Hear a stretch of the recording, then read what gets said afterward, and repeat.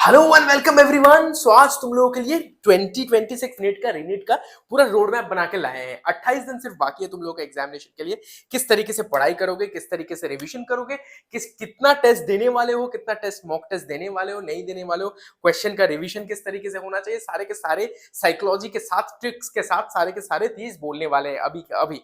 ठीक है, अगर तुम लोग पूरा साल भर मेहनत किए हो तब क्या करोगे, अगर नहीं किए हो आज से 28 दिन काफी होता है बेटा। अभी से सिलेक्शन कैसे करना है, किस तरीके से होना चाहिए, सारे के सारे चीज बताएंगे। ठीक है, तो चलो फटाफट से एकदम शुरू कर लेते हैं हम लोग। तो अभी देखो बेटा, अब हम लोग के हाथ में से 28 डेज लेफ्ट है।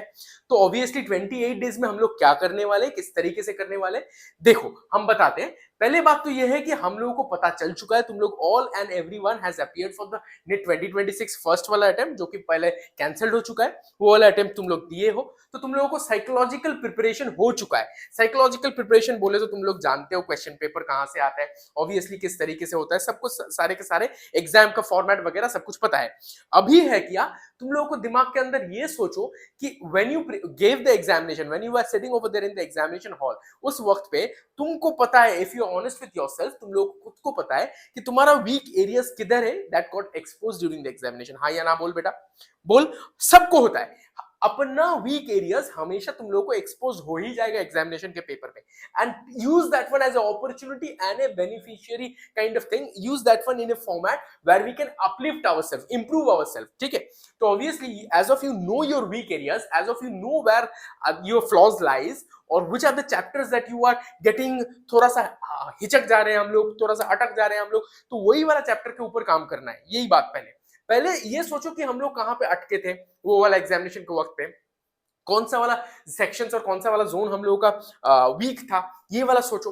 तो ये एकदम एक पेपर के अंदर लिस्ट कर लो फर्स्ट एंड फॉरमोस्ट। ठीक है, एक दो दिन के अंदर तुम लोग वो क्या करो, हमेशा इंटायर ये 28 डेज का पीरियड में एक सेगमेंट रखो कि दिन में 2 घंटा हम अपना वो ब्लैकलॉग्स या कोई भी जो जहां पे हम लोग अटक रहे हैं, या जहां पे हम लोग का फ्लॉज है, जहां पे हम लोग वीक एरियाज है, उसको ठीक करेंगे, ठीक रेक्टिफाई करेंगे। ठीक है, तो वो पढ़ते चलो। कोई भी समझ लो रोटेशन थोड़ा अटक रहे थे तो उसको पढ़ेंगे। ठीक है, या किसी और चैप्टर में अटक रहे थे, केमिकल बॉन्डिंग में अटक रहे थे, तो उसको पढ़ना चाहिए, उसको पढ़ोगे। ठीक है, तो कोई भी चैप्टर हो वगैरह वगैरह सारे के सारे लिस्ट करके उसको तैयारी पे लग जाओ अलग से। दिन में 2 घंटा बना लो separate time and you get started doing that. अभी देखो ये तो बात है। तो अभी अगर तुम लोगों का तैयारी अभी से, अगर कुछ हम मान के चल रहे हैं तुम लोग कुछ पढ़े नहीं हो, कुछ जानते नहीं हो, अभी यही बात पकड़ के चलते। अगर जो पढ़े हो उसके लिए भी बताएंगे, जिसने नहीं पढ़े इसके लिए भी बताएंगे। ठीक है बेटा, तो अभी देखते हैं हम लोग, अगर मान के चलते हैं कि तुम लोगों को पता है all basic formulas and everything. ठीक है, तो you will start with all the basic formulas, start with all basic revision formulas. मोटा मोटी इतना कॉम्प्लेक्स फॉर्मुला नीट में आता नहीं है, तो ऑब्वियसली कॉम्प्लेक्स फॉर्मुलाज वगैरह के छोड़ के basic formulas, basic simple simple stuff, basic जहां से हम लोग डिराइव कर सकते छोटा छोटा चीजों को, वो वाला सिर्फ रिवाइज कर लो। अगर पता है तो ऑब्वियसली रिवाइज, अगर पता नहीं है तो लर्न, ऑब्वियसली लर्न, प्लस यहाँ पे अगर पता है तो रिवाइज। ठीक है, ऑब्वियसली करो रिवीजन। इसके बाद एनसीईआरटी का पूरा रिवीजन, मेन चीज हम लोगों का हो जाता है नीट का एग्जामिनेशन के लिए। मैं हमेशा बोलता रहता हूं, एनसीईआरटी लाइन बाय लाइन पढ़ के चलो। ठीक है, अगर तुम लोगों को ये वाला सारे के सारे चीज अगर लग रहा है कि बुक को किताब खोल के कि हाँ हमको सब पता है, तो obviously you will set every day segment बना के चलो कि फिजिक्स 3 घंटा पढ़ेंगे आज को, हर वो दिन 3 घंटा फिजिक्स, 3 घंटा केमिस्ट्री, 3 घंटा बायोलॉजी। ठीक है, तो 3 घंटा के पहले 20 मिनट में अगर तुमको लगे कि मेरे को वो सारे के सारे फॉर्मुलाज, अगर हम लोग जो माइंड मैप बना के देते हैं वो देख के तुमको हाँ सब पता है, आधा घंटे में तुम रिवाइज कर लिए माइंड मैप, वो जो पूरा फॉर्मूला शीट हम लोग देते हैं ना, उस तरीके से अगर तुम लोगों को सब सारे के सारे चीज पता है, तो फिर जाके एनसीईआरटी लाइन बाय लाइन पढ़ो बेटा। इतिहास जैसे करके पढ़ो, याद रख रख के। एक बार लाइन लाइन में पढ़ लिया ना, एनसीईआरटी से उठा उठा के सवाल देता है। मैं उठा उठा के दिखा सकता हूँ कितना सवाल आए हैं एनसीईआरटी से डायरेक्ट, एनसीईआरटी का एग्जांपल से, एनसीईआरटी का तुम्हारा एक्सरसाइज से, एनसीईआरटी का लाइन उठा उठा के तुम्हारा एकदम जंप ही अलग कर देगा, लेवल ही बना देगा अलग। एनसीईआरटी को एक बार लाइन बाय लाइन पढ़ो बेटा, वक्त दो अपने आप को, 1 घंटा एनसीईआरटी पढ़ो। ठीक है, इसके बाद 1 घंटा क्या करोगे, पीवाईक्यूज देखो। पीवाईक्यूज हम लोग सारे के सारे पीवाईक्यूज करे हैं, तो obviously you should go for the PYQs revision. देखना है 2 4 किए, 5 6 किए, 10 कर लिए, तो ऑब्वियसली 10 तो 10 मिनट में हो जाएगा नीट का पीवाईक्यूज। 10 तो 10 मिनट में हो गया, तो अभी 10 10 करके तुम 3 4 सेट में 30 40 पीवाईक्यूज कर लिए, फटाफट फटाफट फटाफट से कर लो। तो इसके बाद अगर पीवाईक्यूज भी तुमने कर लिया है, तो इसके बाद जाओ एनसीईआरटी के एक्सरसाइज। ठीक है, डीपीपीस पे जाओ, हम लोग का डीपीपीस पे कॉपी से क्वेश्चन उठा उठा के करो, जहां पे जेई का क्वेश्चन भी करवाए थे। ठीक है। जेई का क्वेश्चन वगैरह करवाए थे तो obviously you go for those JEE वगैरह क्वेश्चंस। डीपीपी का क्वेश्चन थोड़ा डिफिकल्ट रहता है, ये वाला करो। तो ऑब्वियसली ये बेसिक बेसिक में तुम ये लगाओ कि 3 घंटे के अंदर हम करेंगे ये सारे चीज। Obviously you should do all this things over there in the 3 hours 3 HR. ठीक है। तो ऑब्वियसली यहाँ पे पीवाई क्यूज पे फोकस करो। पीवाई क्यूज कितना रिवीजन देख सकते हो, ऑब्वियसली हम लोगों का सारे किया हुआ है। अगर खुद से करो 30-40 पीवाई क्यूज वैसे ही हो जाएगा 20-30 मिनट के अंदर। ठीक है। अगर इसके बाद तुम्हारा वक्त कहां पे निकालोगे, इसके बाद 1 घंटे के लिए एवरीडे हर एक टेस्ट देना है सिर्फ। ठीक है। 40-45 का 45 पकड़ के चलते हैं, 45 ही करो, 40 मत करो। 45 क्वेश्चंस का एक एमसीक्यू उठाओ, कहीं पर सैंपल पेपर उठाओ, हम लोग का मॉक टेस्ट से उठाओ, कहीं से भी उठाओ और वो टेस्ट दे दो। ठीक है। टेस्ट पे दे दो, 1 घंटे का काम खत्म। फिर क्या करोगे, अगला वाला दिन पे एक दिन में एक टेस्ट दो, फिर अगला वाला दिन उसका पेपर का खुद से एनालिसिस करो कि कितना गलती हुआ, कहां पे गलती हुआ, कहां पे सुधारना है, कौन से क्वेश्चन का आंसर सही है, कौन सा क्वेश्चन का आंसर गलत है। अगर गलत हुआ तो किस लिए गलत हुआ कर लोगे ना, तुम्हारा काम खत्म। तो झांक के देखो कि कहां कमी है और उसे सुधार करो। ठीक है बेटा, बोलने का मतलब है कि कहां कमी है उसे देखो और उसे सुधार करो। तो obviously you have to do this rectification process, get into the rectification process and deep dive into the analysis section. एक दिन टेस्ट, अगला दिन एनालिसिस, एक दिन टेस्ट, अगला दिन एनालिसिस, एक दिन टेस्ट, अगला दिन एनालिसिस। और टाइम वॉच लगा के 1 घंटे के अंदर ही देना है। 45 क्वेश्चंस 1 घंटे के अंदर।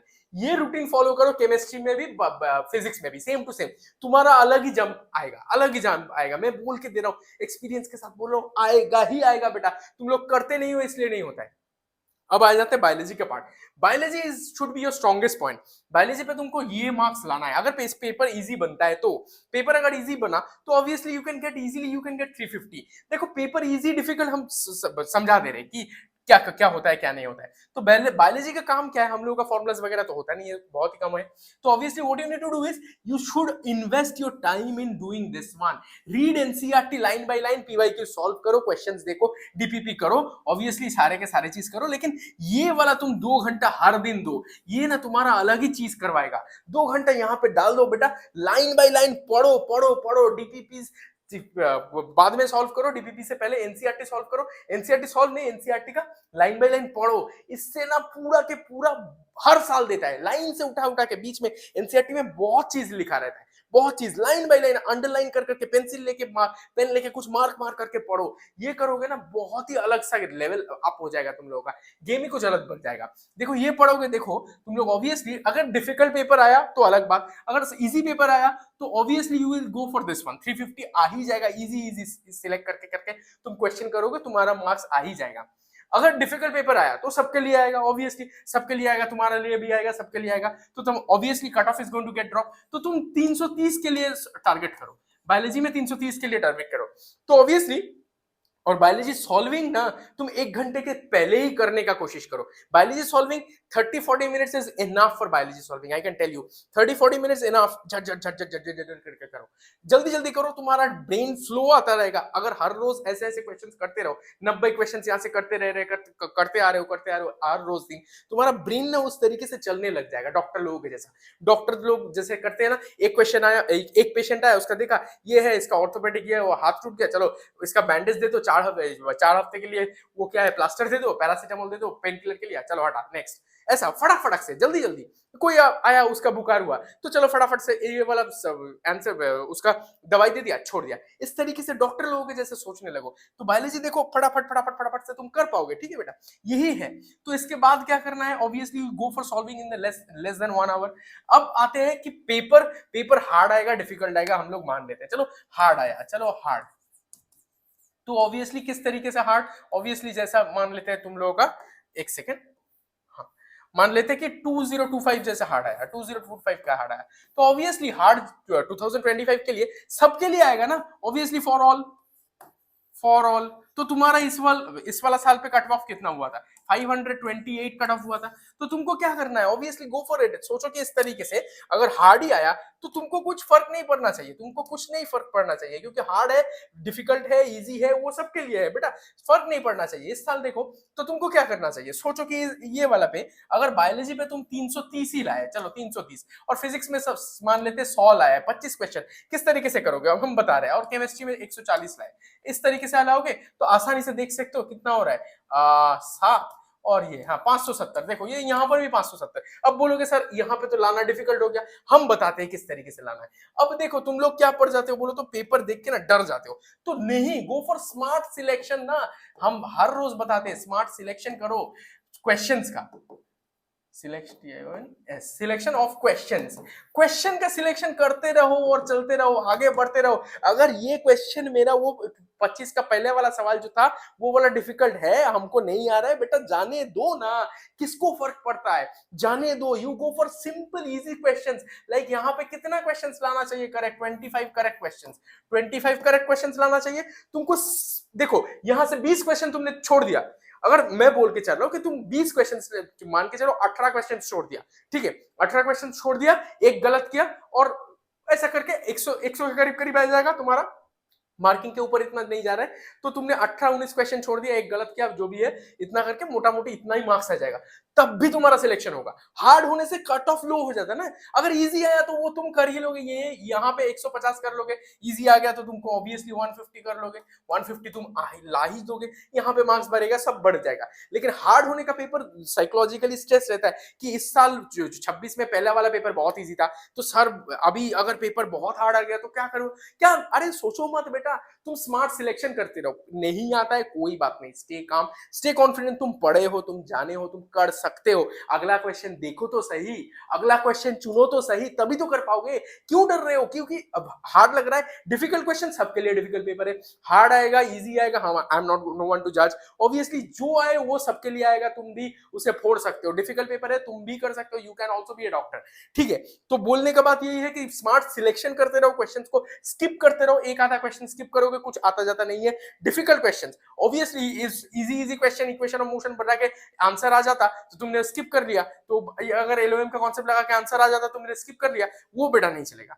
बेसिक सोच, पहले सोचो, देखो कि हाँ इसमें 2-3 डबल डेरिवेटिव करना पड़ेगा, सिर्फ ये करना पड़ेगा, इंटीग्रेट वगैरह अलजेब्रिक इक्वेशन लगा के ये वो करना पड़ेगा, अलग बात, छोड़ दो वो सवाल, लेंथी है, आना नहीं चाहिए बेटा, आना नहीं चाहिए, मैं बोल रहा हूँ वो तरीका नहीं होना चाहिए, आगे आएगा भी नहीं। लेकिन अगर आ गया एक आधा साल 25 जैसे आ गया तो फिर ठीक है, एक आधा सवाल हट छोड़ सकते हो, ठीक है, यही बात है। तो टारगेट करो कि यहाँ पे बायोलॉजी पे तुम अगर सोच रहे हो कि 270 लाके हम पास कर सकेंगे, वो नहीं होगा बेटा। बायोलॉजी स्ट्रॉन्गेस्ट सब्जेक्ट बनाओ, तुम पढ़ते जाओ, तुम्हारा बन जाएगा। मैं बोल रहा हूँ 3 घंटा करके इस तरीके से तुम करो ना, 3 घंटा 3 घंटा 3 घंटा 9 घंटा तो लगाओ पहले, दिन का 24 घंटा है, वो भी 1/3 ऑफ द डे ही होता है तुम्हारा, 8 घंटा 1/3 होता है एग्जैक्टली, 1 घंटा बढ़ा दो, अभी तो 1 घंटा मांग ही सकते हैं ना तुमसे, 1 घंटा 1/3 of your day is what I need. 3 घंटा 3 घंटा 3 घंटा तुम करो, ऐसे करके पढ़ो, सॉल्व करो, एक हर रोज दिन एक सॉल्व टेस्ट दो, उसके बाद एनालिसिस करो, फिर बाद में आके बोलना कि सर लिटरली तुम थैंक यू बोलोगे कि तुम्हारा सिलेक्शन हो गया। तो यही है, कुछ और पर बोलने का है नहीं, इस तरीके से पढ़ाई करो, तुम्हारा सारे के सारे चीज हो जाएगा, यही है। तुम अच्छे से पढ़ो, अगर डाउट्स वगैरह है तो कमेंट कर दो, हम हैं, हम हमेशा के लिए तुम लोगों के साथ, कोई भी क्वेश्चंस, कोई भी डाउट्स वगैरह, I am always there for you people. तो चलो take care, bye bye, see you over there in class, चलो मिलते हैं।